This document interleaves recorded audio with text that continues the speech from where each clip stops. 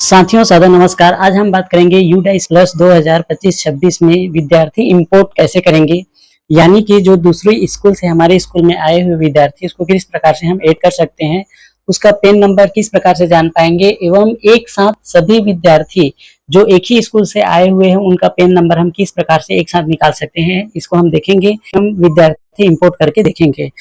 तो चलिए, इसके लिए सबसे पहले हमको क्या करना है, 2025-26 इसको ओपन कर लेना है लॉगिन होने के बाद यहाँ पर।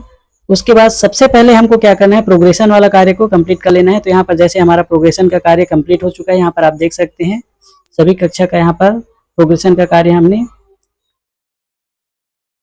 यहाँ पर देखिए, ये प्रोग्रेशन का कार्य हमको सभी क्लास का क्या करना है, कंप्लीट कर लेना है। जैसे यहाँ पे हमने सभी क्लास का कंप्लीट कर लिया है।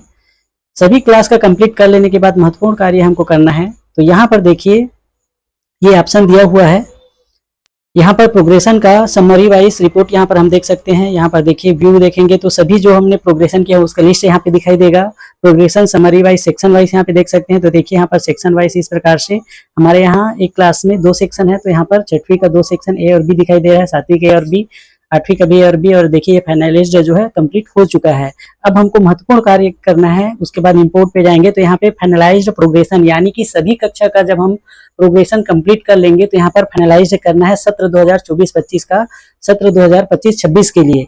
यहाँ पे देखिए ये सत्र 2025-26 है, लेकिन हमने 24-25 का प्रोग्रेशन किया है, यानी कि 5वीं को 6वीं किया है, 6वीं को 7वीं, 7वीं को 8वीं और 8वीं वालों के 9वीं के लिए हमने किया है। इसी प्रकार सभी कक्षा के एक क्लास आगे बढ़ाया है। तो यहाँ पर हम इसको फाइनलाइज करेंगे। तो यहाँ पर फाइनलाइज के लिए देखिए यहाँ पर दिया हुआ है, पूरा आप डिटेल पढ़ सकते हैं। यहाँ पर डिटेल दिया हुआ है कि मैंने सत्र 2024-25 का सभी जानकारियां जो प्रोग्रेशन वाला है उसको मैंने कंप्लीट कर लिया है। उसके बाद ही यहाँ पर देखिए लिखा हुआ है स्पष्ट कि आगे हम दूसरा कार्य के लिए कर सकते हैं। तो यहाँ पर सभी को रीड कर लेना है। उसके बाद इस पे टिक करेंगे। यहाँ पर इस प्रकार से टिक करने के बाद यहाँ पर इसको हमको सबमिट कर देना है। तो चलिए यहाँ पर हम इसको सबमिट करते हैं।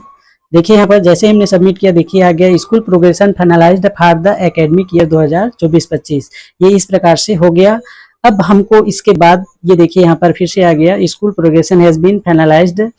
आज का डेट यहाँ पे दिया हुआ है। यहाँ पर हमारा स्कूल का डाइस कोड भी यहाँ पर दिया हुआ है। अब हम आ जाते हैं इंपोर्ट मॉड्यूल पर।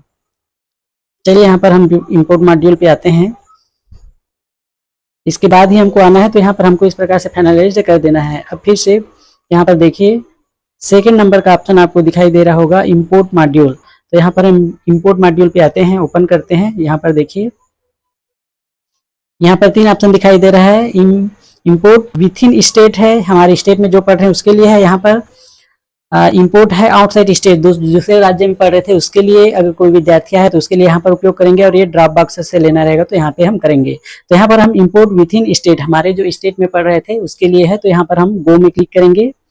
अब यहाँ पर देखिए सबसे पहले अगर विद्यार्थी को हमको इंपोर्ट करना है तो अगर हमारे पास पेन नंबर है उसका, तो आसानी से हम यहाँ पर पेन नंबर डाल करके और डेट ऑफ बर्थ डाल करके यहाँ पर डेट ऑफ बर्थ डाल करके हम क्या कर सकते हैं, उसको इंपोर्ट कर सकते हैं। यदि हमको उसका पेन नंबर पता नहीं है तो यहाँ पर आधार कार्ड नंबर से, यहाँ पर आधार कार्ड नंबर डाल करके हम उसका जन्म तिथि का ईयर सन लिख करके यहाँ पर हम उसका पेन नंबर जान सकते हैं। तो चलिए एक बार देखते हैं। यहाँ पर इस प्रकार से देखिए ये पेज ओपन होता है।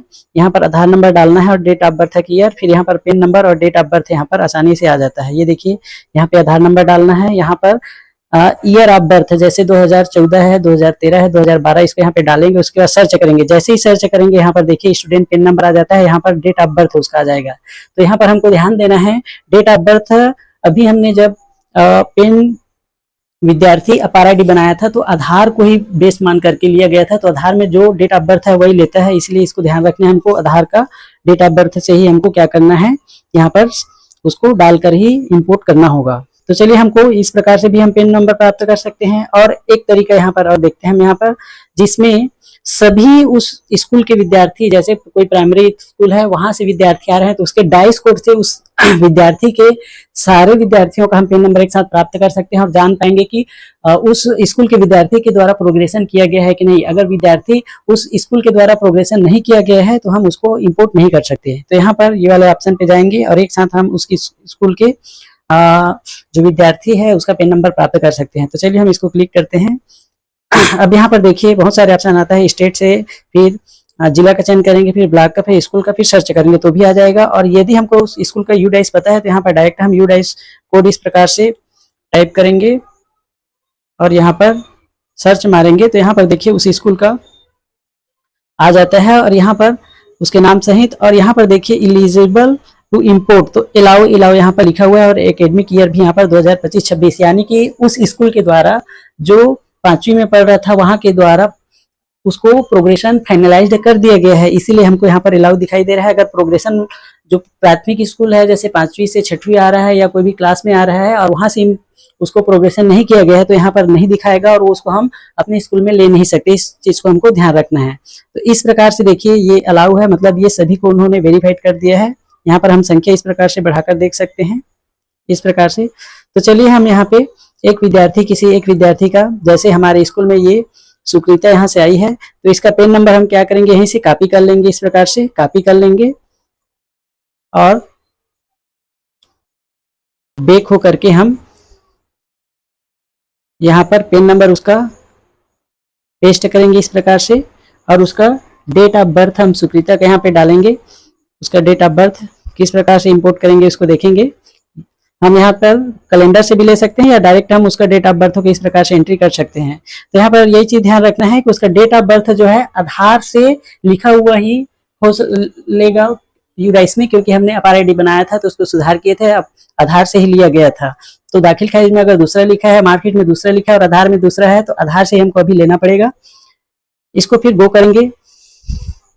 जैसे ही गो करेंगे देखिए यहाँ पर उसका विद्यार्थी का पूरा विवरण खुल जाता है इस प्रकार से और यहाँ पर एलिजिबल के लिए आ जाता है यहाँ पर, ठीक है। तो यहाँ पर क्लास इंपोर्ट,